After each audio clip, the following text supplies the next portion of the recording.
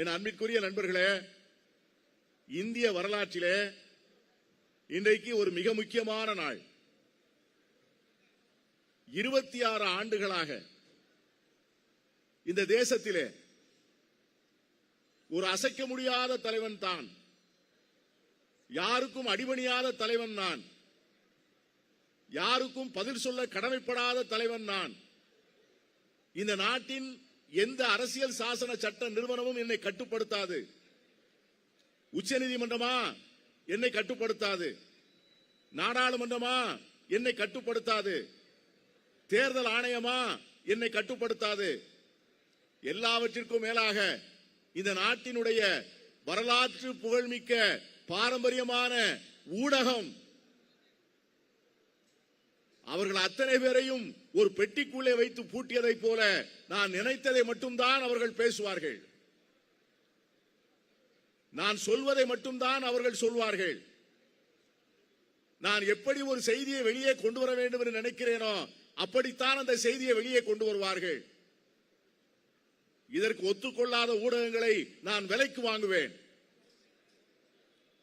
தேசிய ஊடகமாக இருந்தாலும், ரீஜனல் மீடியா என்று அழைக்க சொல்லக்கூடிய மாநிலங்களை சார்ந்த ஊடகங்களாக இருந்தாலும், தனக்கு வேண்டிய பெரும் முதலாளிகளை வைத்து அந்த ஊடகங்களை விலை பேசி வளைத்து போட்டு அதன் முழுவதும் ஆதிக்கம் செலுத்தி தேசம் முழுவதும் தனக்கு விரோதமாக உண்மையான செய்திகள் வராமல் பார்த்துக் கொண்டு ஏறக்குறைய 1/4 நூற்றாண்டு காலத்தை ஒரு தனி மனிதர் கடந்திருக்கிறார்.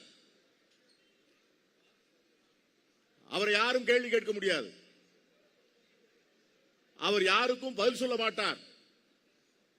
பிரதமராக பொறுப்பேற்ற நாள் மட்டுமல்ல, 25 ஆண்டுகள் பொது வாழ்க்கையை கொண்டாடிய அந்த நபர் தன்னுடைய நீண்ட நெடிய பொது வாழ்க்கையிலே ஒரு நாள் கூட அவர் பத்திரிகையாளர்களை சந்தித்ததில்லை. ஊடகத்தார் கேட்கின்ற கேள்விகளுக்கு அவர் பதில் சொன்னதில்லை. நாம் எத்தனையோ பிரதமர்களை பார்த்திருக்கிறோம். இந்த தேசத்தினுடைய சுதந்திரத்திற்காக, அடிமைத்தலையில் இருந்து இந்த நாட்டை மீட்டெடுப்பதற்காக தன்னுடைய தேக்கு மர தேகத்தை இந்த தேசத்தினுடைய சிறைகளிலே 11 ஆண்டுகள் பூட்டி வைத்த ஜவஹர்லால் நேரு அவர்களை நாம் பிரதமராக பார்த்திருக்கிறோம். 1947 குண்டூசி கூட செய்ய முடியாத நாட்டிலே அந்த மாபெரும் தலைவன் தான் விடைபெற்று செல்லுகின்ற போது விண்கோளங்களை ஏவுகின்ற வல்லமை மிக்க வல்லரசாக இந்திய திருநாட்டை சமைத்து விட்டு சென்றார். நம்முடைய அருமைக்குரிய அன்னை இந்திரா காந்தி வங்கிகளை தேசியமயமாக்கி மன்னர் மானியத்தை ஒழித்து நாடு முழுவதும் சோசலிசத்தினுடைய விதைகளை விதைத்து ஏழைகளுக்கான ஆட்சியாக காங்கிரஸ் கட்சியினுடைய ஆட்சியை நடத்தி ஒரு வரலாற்று புகழ்மிக்க வரலாற்றை படைத்த நம்முடைய அன்னை இந்திரா காந்தி அவர்கள் இந்த தேசத்தினுடைய பிரதமராக எத்தனை ஆண்டு காலம் பதவி வகித்தார். லால் பகதூர் சாஸ்திரி, நரசிம்மராவ், நம்முடைய இதயம் கவர்ந்த தலைவர் ராஜீவ் காந்தி, நம்முடைய பெருமைக்குரிய பிரதமர் மன்மோகன் சிங், ஏன் பாரதிய ஜனதா கட்சியினுடைய அகல் பிகாரி வாஜ்பாயி, இப்படி இந்த தேசம் பல பிரதமர்களை பார்த்திருக்கிறது. ஆனால் எந்த பிரதமரும் கேள்விகளுக்கு பதில் சொல்ல மாட்டேன் என்று சொன்னதில்லை, பத்திரிகையாளர்களை பார்க்க மாட்டேன் என்று சொன்னதில்லை. ஒரு தவறு நடந்தால், ஒரு அமைச்சர் தவறு செய்தால் அவர் பொறுப்பேற்க மாட்டார் என்று இதுவரை யாரும் சொல்லவில்லை. ஆனால் இந்த 25 ஆண்டுகள் எந்த தவறுக்கும் எந்த அமைச்சரும் பொறுப்பேற்றதில்லை. ஆனால் என் அருமை நண்பர்களே, நம்முடைய தலைவர் ராகுல் காந்தி அவர்கள் இன்று இந்த தேசத்தினுடைய இளைஞர்களை மனமாற பாராட்டி இருக்கிறார். எதிர்க்கட்சிகள் செய்ய முடியாத ஒன்றை, பத்திரிகைகள் செய்ய முடியாத ஒன்றை, அயல் நாடுகளிலே இருக்கின்ற பிரபலமான பத்திரிகைகள் தலையங்கம் எழுதியும் சாதிக்க முடியாத ஒன்றை, நீதிமன்றங்களின் கண்டனங்கள் செய்ய முடியாத ஒன்றை இந்த தேசத்திலே 18 வயதிலிருந்து 25 வயது வரை உள்ள இளைஞர்கள் இன்று ஒரு பெரும் சக்தியாக திரண்டு இன்று மன்னாதி மன்னன் என்று சொன்ன நரேந்திர மோடியை இன்று மண்ணை கவ செய்திருக்கிறார்கள். இது இந்திய ஜனநாயகத்தினுடைய மிக மிக முக்கியமான வரலாற்று புகழ்மிக்க நாள். இன்று ஜனநாயகம் மீண்டும் பிழைத்திருக்கிறது. ஆனால் என் அருமை நண்பர்களே, இந்த எழுச்சி ஒரு நாளில் வந்துவிடவில்லை. இந்த எழுச்சிக்கு காரணம் இதை அரசியல் ரீதியாக ஆராய்ந்து பார்த்தால் ராகுல் காந்தி என்கிற தனி மனிதன் என்று பாரத் ஜோடோ யாத்திரா என்கிற ஒரு யாத்திரையை தொடங்கி இந்த தேசத்தினுடைய ஆன்மாவை தட்டி எழுப்பினாரோ அன்றிலிருந்து ஏற்பட்ட புரட்சி தான் இன்று வெடித்து கிளம்பி இருக்கிறது. ஒரு பெரிய பாறையை சம்மட்டி வைத்து அடிக்கிறோம். முதல் 4 அடிகளிலே அது உடைவதில்லை. ஆனால் 5வது அடியிலே உடைகிறது. அதற்காக 4 அடிகள் வீணாக போன அடிகள் அல்ல, அந்த 4 அடிகள் தான் அந்த பாறையினுடைய மத்திய பகுதியை உருக்குலைய செய்து அதை வெடித்து சிதறுவதற்கான சூழ்நிலையை அந்த 4 அடிகள் உருவாக்கி வைத்து 5வது அடி சம்மட்டி விழுந்த உடனே அது அடித்து சிதறுகிறது. அந்த 4 அடியை அடித்த பெருமை நம் தலைவர் ராகுல் காந்தி அவர்களை சார். ஆனால் இன்று பெருந்தன்மையாக அவர் சொல்லுகிறார், I am proud of my youth. நம்முடைய இளைஞர்கள் மீது நான் பெருமைப்படுகிறேன், அவர்கள் மீது நான் பெருமைப்பட்டுக் கொள்கிறேன். இந்த தேசத்திலே இன்னும் சில காலம் மோடி பிரதமராக தொடர்ந்தால் இந்த தேசம் என்ன ஆகும் என்பதை நம் தலைவர் ஒவ்வொரு நாளும் சுட்டிக்காட்டிக் கொண்டிருக்கிறார். இந்த தேசத்தினுடைய பொருளாதாரம், இந்த தேசத்திலே நாம் உருவாக்கி வைத்திருக்கின்ற அரசியல் சாசன அமைப்புகள், இந்த தேசத்திலே நாம் கட்டி எழுப்பியிருக்கின்ற பத்திரிகை சுதந்திரம், இந்த நாட்டிலே நாம் உருவாக்கி வைத்திருக்கின்ற தன்னார்வ தொண்டு நிறுவனங்களுடைய எழுச்சி, இவற்றையெல்லாம் இந்த 25 ஆண்டுகள் குஜராத் முதலமைச்சராக அவர் புறப்பட்ட நாளிலிருந்து இன்று பிரதமராக 12-13 ஆண்டுகள் வரை நாம் உருவாக்கி வைத்த அத்தனையும் சிதைத்து ஒரு குரங்குகை பூமாலை போல இந்த தேசத்தை சின்னாபின்னமாக்கி வருகிற காட்சியை நாம் பார்க்கிறோம். இந்த நாட்டிலே பணமதிப்பிழப்பு நடவடிக்கை நடந்தபோது இந்த மக்கள் பெரும் புரட்சியாக எழுந்திருக்கவில்லை. கொரோனா சமயத்திலே இந்த தேசத்திலே நம்முடைய தடுப்பு ஊசி மருந்துகளை எல்லாம் வெளிநாட்டிலே கொண்டு விற்றாரே, அப்பொழுது கூட நாம் கொந்தளித்து எழவில்லை. கொரோனா காலத்திலே தவறாக கையாண்டு இந்த தேசத்தினுடைய பொருளாதாரத்தை நிர்மூலமாக்கினாரே, அப்பொழுதெல்லாம் நாம் எழுந்திருக்கவில்லை. நம் நாட்டினுடைய சிறு குறு தொழில்கள், மைக்ரோ இண்டஸ்ட்ரீஸ், காட்டேஜ் இண்டஸ்ட்ரீஸ் வாழ்வாதாரங்களை எல்லாம் கெடுத்து அத்தனை பேரையும் வாழ்விழக்க செய்த அந்த கொடுமையை கண்டித்து நாம் எல்லோரும் ஒரு குரலாக நாம் எழுந்திருக்கவில்லை. என் அருமை நண்பர்களே, உலகத்தினுடைய வரலாற்றிலே இல்லாத அளவிலே ஒரு நாட்டினுடைய பாராளுமன்ற ஜனநாயகத்திலே நமக்கு இருக்கிற அடிப்படையான உரிமை என்ன உரிமை? வாக்களிக்கும் உரிமை. இந்த தேசத்திலே நான் பிறந்ததற்கு, இந்த மண்ணின் மகனாக நான் வாழ்வதற்கு, இந்திய நாட்டினுடைய குடிமகன் என்று நான் சொல்வதற்கு எனக்கு இருக்கின்ற ஒரே ஆயுதம் என் கையிலே இருக்கின்ற வாக்குரிமை. ஆனால் இந்த மோடி அரசு அந்த வாக்குரிமையும் பறித்து இந்த நாட்டின் குடிமக்களை நிர்வாணமாக நிறுத்தியது. பல மாநிலங்களிலே லட்சக்கணக்கான வாக்காளர்கள் தங்கள் வாக்குரிமைகளை இழந்து நிற்கிறார்கள். இன்றைக்கு அதற்கு பதில் சொல்ல வேண்டிய தேர்தல் ஆணையம் இன்று மோடியினுடைய கைப்பாவையாக மாறி இந்த நாட்டின் தேர்தலை ஒட்டுமொத்தமாக ஒவ்வொரு நாளும் விலை பேசி மோடியினுடைய அரசுக்கும் பாஜகவுக்கும் அதன் ஆதரவாளர்களுக்கும் விற்பதை நாம் தொடர்ந்து பார்த்துக் கொண்டிருக்கிறோம். இந்த சூழ்நிலையில் தான் இன்றைக்கு நாம் எல்லோரும் ஒன்றாக திரண்டிருக்கிறோம். தமிழ்நாட்டிலே ஒரு ஆட்சி மாற்றம் ஏற்பட்டிருக்கிறது.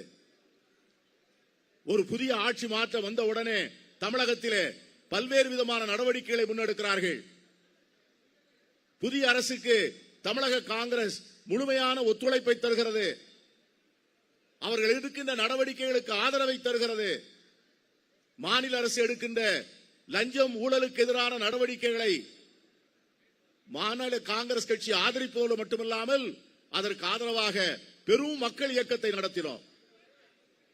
பெருந்தலைவர் காமராஜர் அவர்கள் பிறந்த ஜூலை 15ஆம் நாள் நம்முடைய காங்கிரஸ் கட்சி நண்பர்கள் 13ஆம் திகதியிலிருந்து 19ஆம் திகதி வரை ஒரு வார காலம் தமிழ்நாடு முழுவதும் ஊழல் லஞ்சத்திற்கு எதிரான நடவடிக்கைகளை நாம் எடுத்து கையெழுத்து இயக்கத்தை நடத்தினோம். பல்லாயிரக்கணக்கான மக்களை அணிதிரட்டினோம். இன்று இந்த கூட்டத்திலே நம்மோடு ஒத்திசைவாக இருக்கின்றவர்கள், நம்மோடு நம்முடைய கருத்திலே உடன்படுகின்றவர்கள், நம்மோடு தோழமை பூண்டிருக்கின்றவர்கள் இன்றைக்கு இந்த மாணவர்களுக்கு எதிராக நடந்திருக்கின்ற வன்முறைகளை கண்டிப்பதோடு மட்டுமல்லாமல் அதற்கு மூல காரணமாக இருக்கின்ற நீட் தேர்வு முறைகேடுகளை கண்டித்து நீட் தேர்வு வேண்டாம் என்று சொல்லுகின்றவர்கள் தான் இந்த மேடையிலே நாம் அமர்ந்திருக்கிறோம்.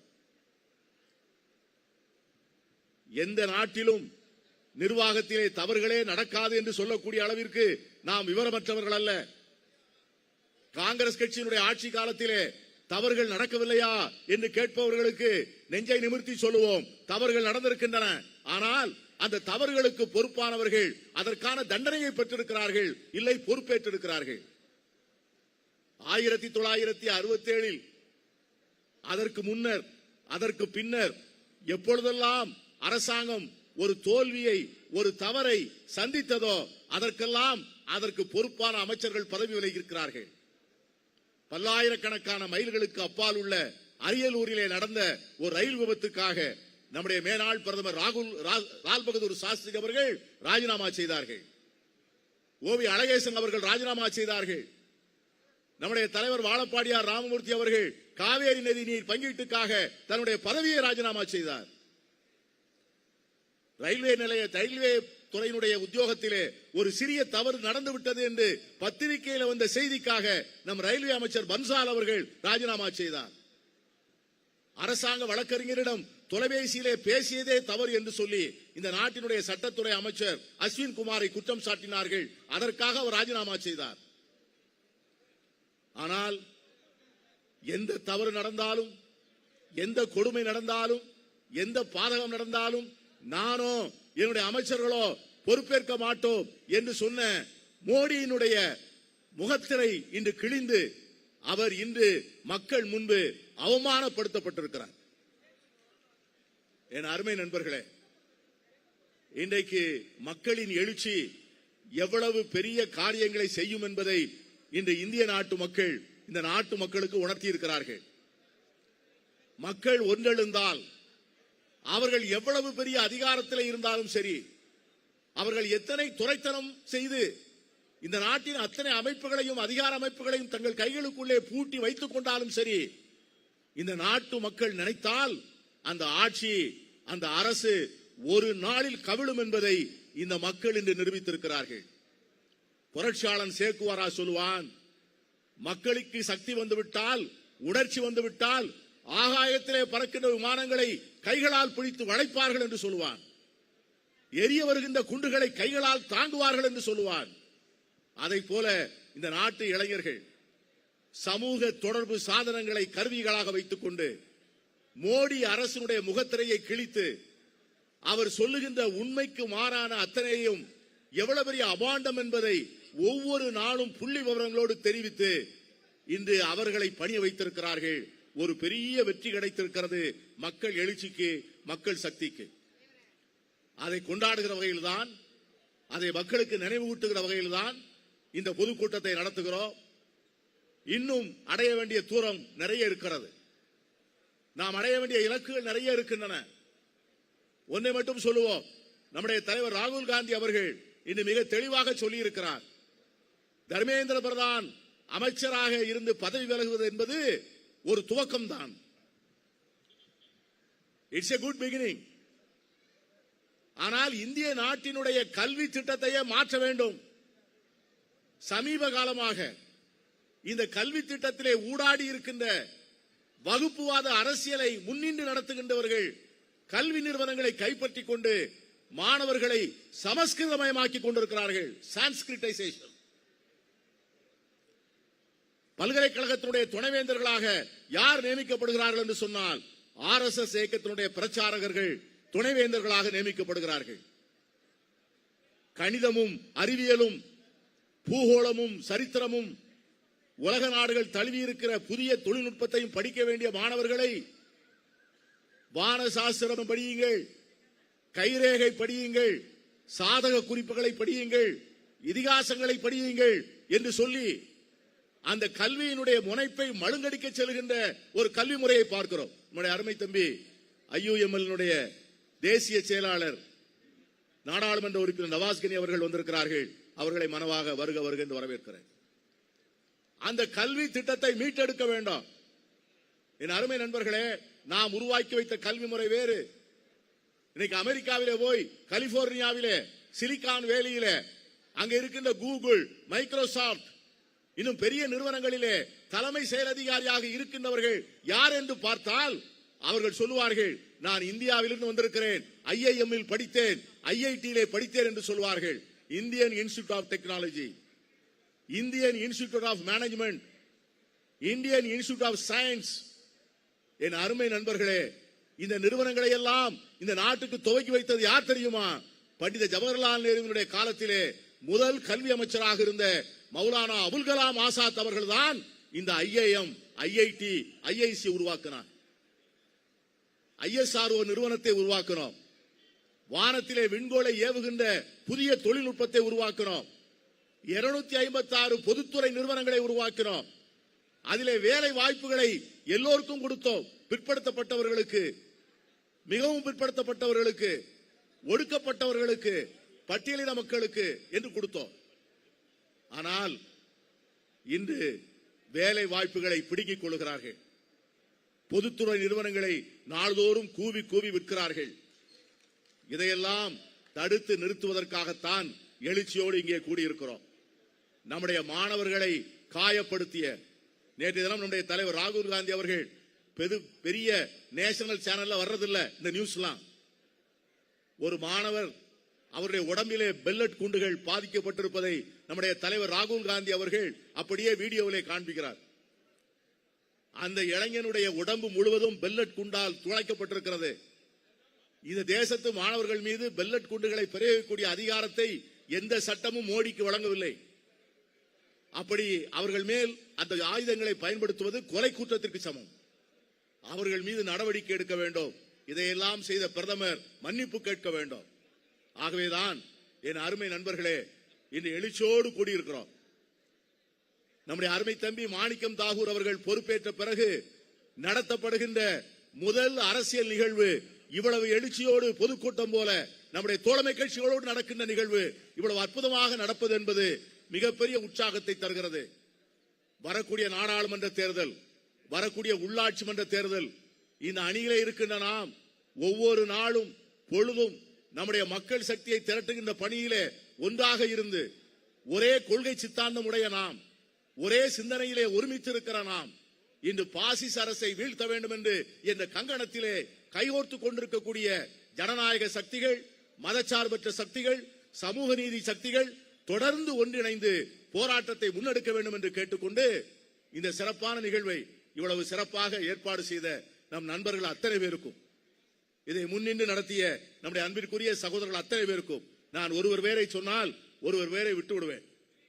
அதான் தலைவர் மாணிக்கம் தாகூர் அவர்கள் யாருடைய பேரையும் விடாமல் அத்தனை பேரையும் சொல்லுவார். ஆகவே இந்த அருமையான நிகழ்வு, இவ்வளவு எழுச்சியான கூட்டம், இவ்வளவு உற்சாகமான நேரம், சேர்ந்திருக்கின்ற தோழமை, இணைந்திருக்கிற நட்பு, கூடி வந்திருக்கின்ற நம்முடைய தொண்டர்கள், இப்படி பார்க்கின்ற இடமெல்லாம் உற்சாகம் கிளம்பி இருக்கிற இந்த அற்புதமான நேரத்திலே உங்கள் எல்லோருக்கும் வணக்கம் சொல்லி, வாழ்த்துக்கள் சொல்லி, வெற்றி நமதே என்று சொல்லி விடைபெறுகிறேன். நன்றி, வணக்கம்.